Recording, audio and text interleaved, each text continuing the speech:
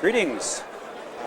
Have you heard of the voluntary human extinction movement? What's that? It's the voluntary human extinction movement. Really? Yes.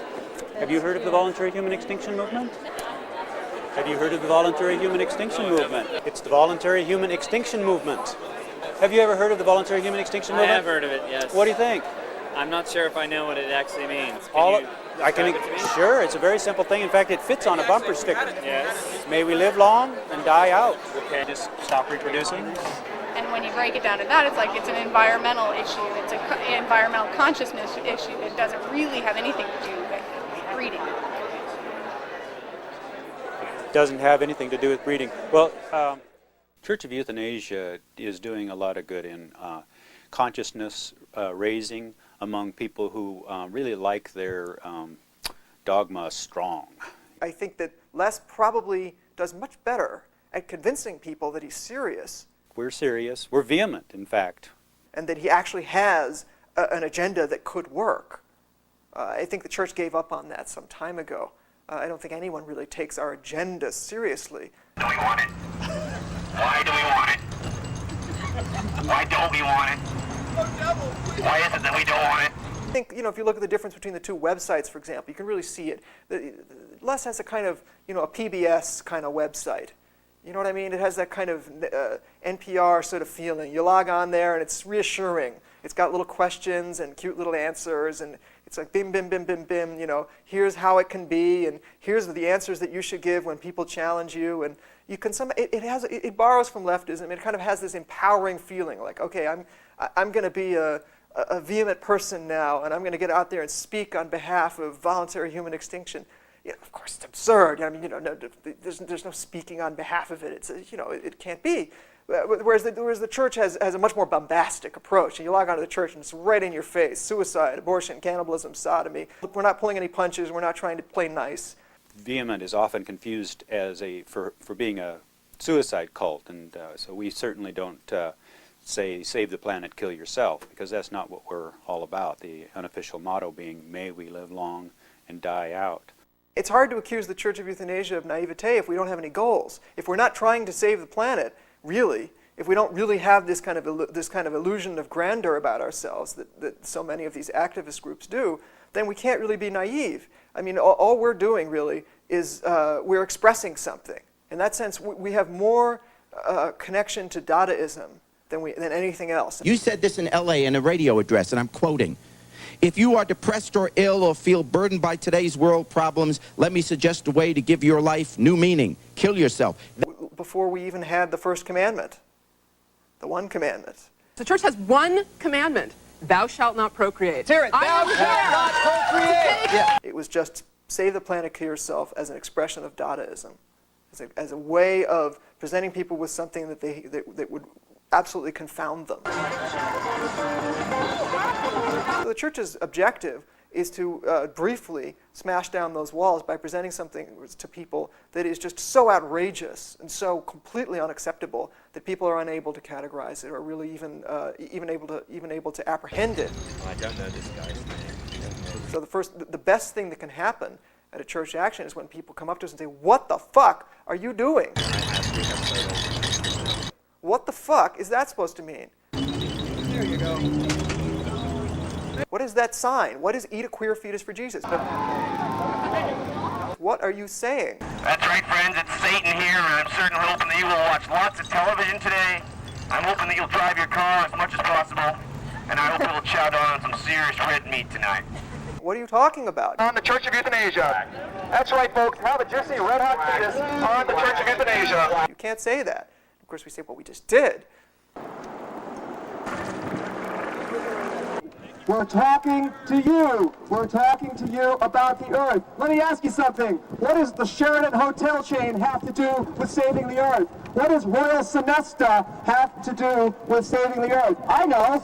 Not much. And guess what? Royal Sonesta and Sheraton are the two biggest sponsors of the WBOS Earth Fest. When we built that raft and floated it across the Charles River, that was a life-changing event for some people. It never occurred to them that they could do anything like that. So I guess in some kind of weird way, we have empowered people.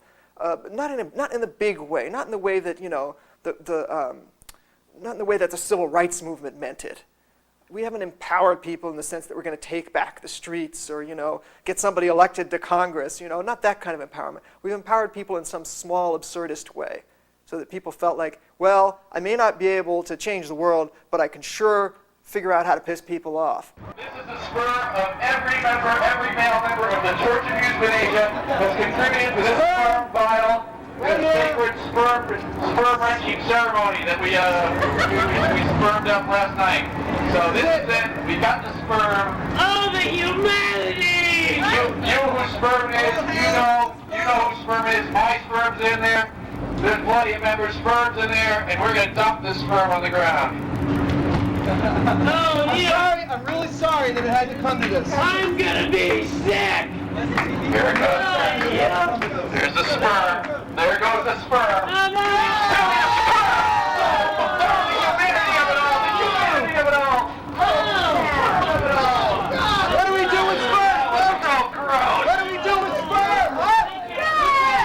What do we do with sperm? We kill it! We kill it! We kill it! Oh, there it goes. Oh my God, it's spermicide. The Reverend is committing spermicide. Oh, the essential humanity of it all. A comment on our public opinion poll. Teach our kids sustainability at all costs so our future is brighter for their kids. I don't know how that works. Nobody really can justify breeding. So you need the extreme stance in order to make a beginning difference. Well, it does seem extreme, but tens of thousands of species go How more extreme can you be than extinction? About 27,000 species go extinct every year because of us. What's one more species? That doesn't seem very extreme. It's probably difficult for a lot of people to identify with the big thicket hognose skunk or the rabbit-eared tree rat. Those are now extinct. We don't really think much of them, but when we start thinking about our own species going extinct, then it starts to have some meaning, and maybe that will help people understand what extinction means. They're gone forever, and it took them billions of years to get to where they were, just like it did for us.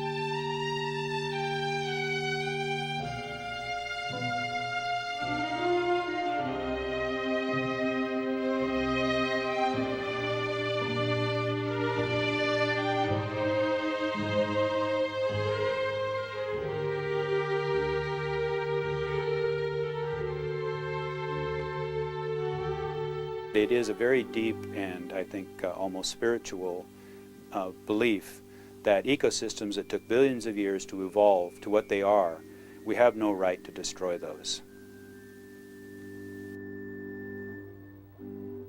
We have monuments in Munich and in Auschwitz and all over the place. In Dachau, we have monuments to the destruction of the Jews. But where are the monuments to the destruction of species? Show me one.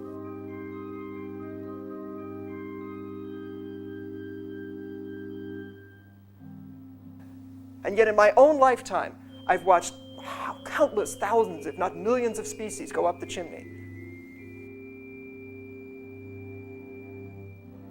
We are causing the largest species extinction in the history of the planet, certainly since the Tertiary Cretaceous boundary 65 million years ago.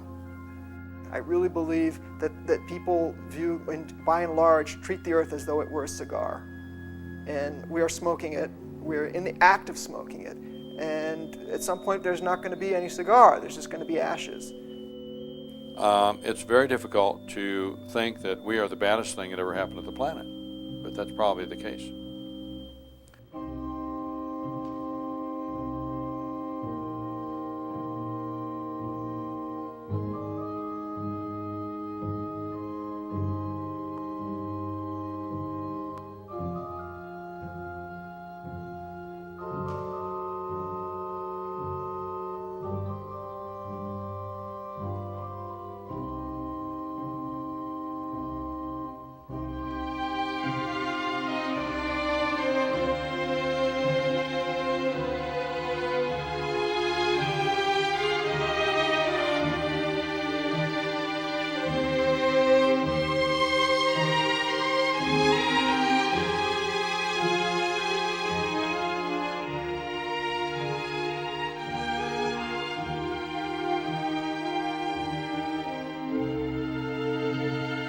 It's going to be rats, roaches, pigeons, people, all the way.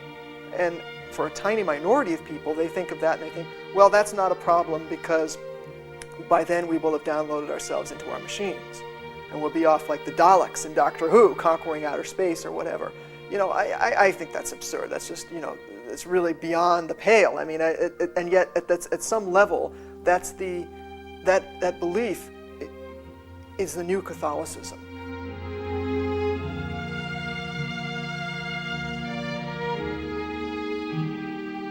In our efforts to achieve these outrageous fantasies of domination and power, we're going to take down every last tree. And I've heard people say that. I mean, at MIT and Harvard and so forth, I've heard people say it to my face. They'll say, listen, you know, if we had to do it, we would do it. We'll do whatever we have to. We'll gut the planet because it's just a stepping stone. That's the resonant chord. It's just a stepping stone for humanity in its great path of conquest of outer space.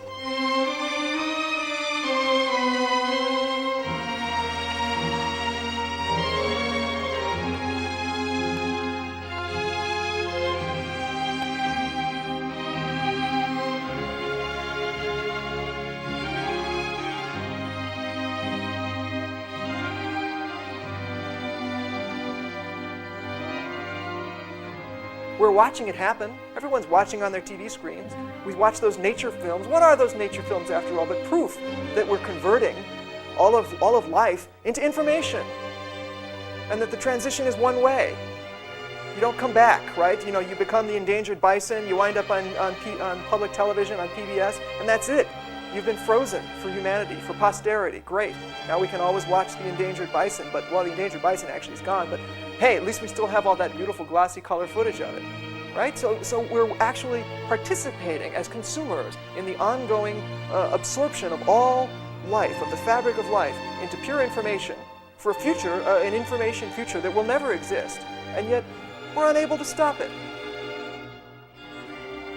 So I'm not saying that I have any antidote. I'm not saying that I'm going to empower people and that we're going to rise up and smash the state.